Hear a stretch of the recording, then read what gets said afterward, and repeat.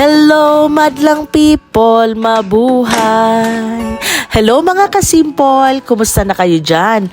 Ang tagal-tagal na hindi ako naka-voice over ng ganito, yung hindi pinapalitan ang boses.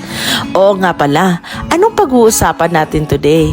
I-share ko nga pala sa'yo ang topic tungkol sa money. Pera, salapi, the root of all evil. O, diba?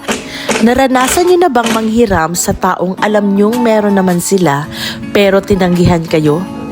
Kami, oo.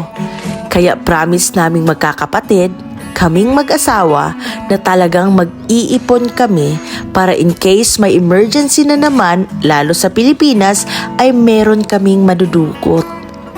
Ganyan kaimportante ang pagsisave ng pera, ang pag-iimbak, ang pag-iipon mga kasimpol.